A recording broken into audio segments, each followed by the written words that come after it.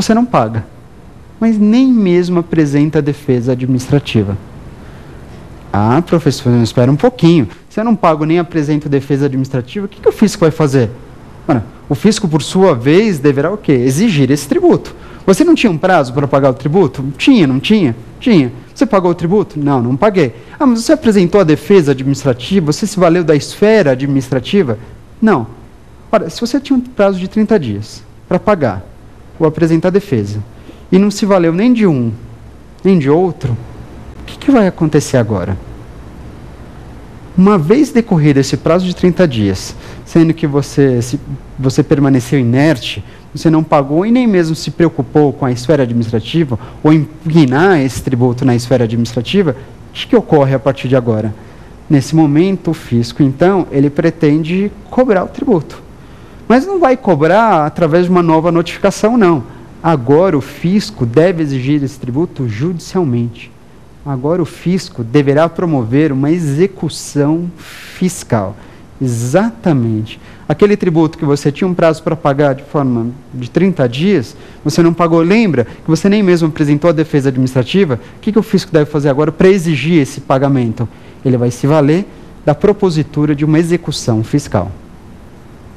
E aí é claro que quando você pensa em execução fiscal, como toda e qualquer execução, essa não podia ser diferente. Ainda que se trate de uma execução fiscal, o fisco, neste caso, para promover essa ação, para promover essa execução, ele precisa ter em mãos um quê? Um título executivo. E como obter esse título executivo? Você imagina? Como que faz para conquistar esse título executivo? O fisco tem que ter isso em mãos. E para obter esse título executivo é bastante simples. Neste caso, para se conquistar esse título executivo, o fisco ele deve selecionar aquele crédito tributário. Qual crédito tributário? Aquele crédito tributário que você tinha que pagar, ou pelo menos que foi cobrado, você não pagou. O fisco seleciona aquele crédito. Selecionou aquele crédito? Selecionou.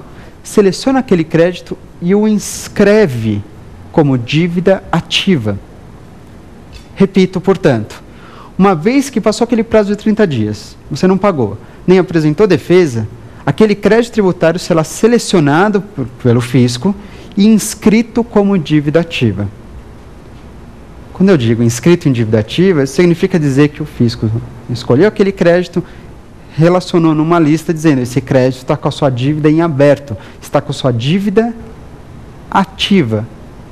E você me pergunta, por que é importante essa inscrição em dívida ativa? Porque uma vez esse crédito inscrito como dívida ativa, será possível à Fazenda Pública responsável extrair um documento. Uma vez o crédito estando inscrito como dívida ativa, a Fazenda Pública extrai um documento que confirma que aquela dívida está em aberto. Um documento que confirma que aquela dívida está ativa. Esse documento que certifica a dívida ativa é exatamente a chamada e tão conhecida CDA. Ah, lembra disso? Você lembra bem. A CDA, a Certidão de Dívida Ativa. Com base na CDA, a Certidão de Dívida Ativa, a Fazenda Pública tem em mãos algo imprescindível. Neste caso, a Fazenda Pública tem em mãos aquele título executivo que ela tanto precisa para promover uma execução fiscal. Exato. A CDA, portanto, você pensa bem, a CDA é o título executivo, neste caso, de natureza extrajudicial, que a Fazenda Pública precisa e depende para a propositura da execução fiscal. Ficou claro, então? Tranquilo? É isso mesmo.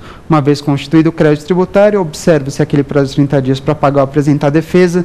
Se nada disso acontecer, um crédito é inscrito como dívida ativa, extrai-se esse documento chamado CDA, Certidão de Dívida Ativa, e a seguir, na iminência, na verdade, de sofrer uma execução fiscal.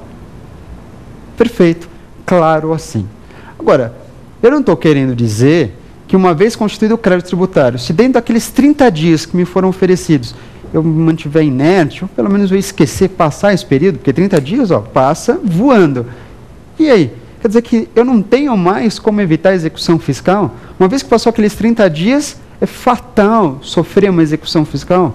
Eu não tenho mais como discutir, só vou discutir em execução fiscal? É assim que funciona? Não. E vamos entender o que a gente pode fazer. Invariavelmente, uma vez constituído o crédito tributário, existem formas de impedir a execução fiscal. É isso mesmo. Opa, isso é bastante interessante e importante. Você tem como defender o seu cliente ou mesmo os seus próprios interesses através das modalidades de suspensão da exigibilidade do crédito tributário. Vou repetir. Formas de suspensão da exigibilidade do crédito tributário. São alternativas previstas no artigo 151 do CTN, as formas de suspensão da exigibilidade do crédito tributário. E diante dessas formas de suspensão da exigibilidade do crédito tributário, uma coisa é certa, pode anotar. Se você está anotando, anota e grifa. Essas formas de suspensão da exigibilidade do crédito tributário, elas impedem a propositura da execução fiscal. As formas de suspensão da exigibilidade do crédito tributário impedem, elas representam um verdadeiro obstáculo à propositura da execução fiscal. Tudo bem, mas como que elas apresentam um obstáculo à execução fiscal? Olha, que na verdade é muito simples. Você já percebeu, né, de que isso tem uma lógica. E olha só, o crédito tributário, uma vez constituído através do lançamento, lembra que eu falei? Pois então, uma vez constituído, esse crédito tributário, naturalmente, ele é exigível, porque foi constituído através de uma atividade administrativa vinculada. Portanto, ele, pela sua própria natureza, ele é exigível.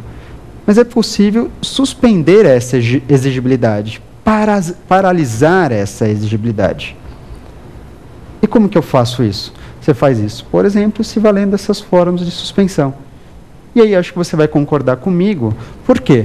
Porque se você suspende a exigibilidade do crédito tributário, se você retira essa característica do crédito, a sua exigibilidade, eu pergunto para você, como é que o fisco, ou como é que a Fazenda Pública, melhor dizendo, consegue executar um crédito tributário que sequer pode ser exigido? Dá para acontecer isso? Não dá para acontecer. Portanto, perfeito. Uma vez que suspende a exigibilidade do crédito, você retira uma característica imprescindível para a propositura da execução. Aí a Fazenda não pode executar um crédito que nem mesmo exigido pode ser. Boa. Tudo bem, entendi. Essa lógica, esse, na verdade, é o caminho que nos conduz. Agora vamos lá. Quais são as formas de suspensão da exigibilidade do crédito tributário? São 6 alternativas, são 6 modalidades que suspendem a exigibilidade do crédito. E percebe que a todo momento eu estou falando em modalidades que suspendem a exigibilidade do crédito. Não é que suspende o crédito. Tecnicamente, isso não é adequado. O que você deve dizer são formas de suspensão da exigibilidade do crédito. E não de suspensão do crédito, mas suspensão da exigibilidade do crédito. 6, né? Então, nós temos entre elas a tutela antecipada, a liminar, o parcelamento e quem mais? Além dessas 3 primeiras, a gente tem o depósito, montante integral, a moratória e o recurso administrativo. Vou repetir para você que está anotando. 6 formas de suspensão da exigibilidade do crédito tributário.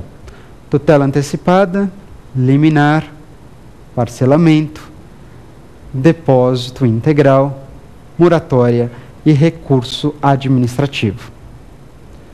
Qualquer uma dessas formas suspende a exigibilidade do crédito tributário e terá, então, nesse caso, como objetivo impedir a propositura da execução fiscal. Tudo bem? Claro assim? Ótimo. Agora eu pergunto, de todas essas formas, todas elas só podem ser conquistadas uma vez o crédito tributário já constituído?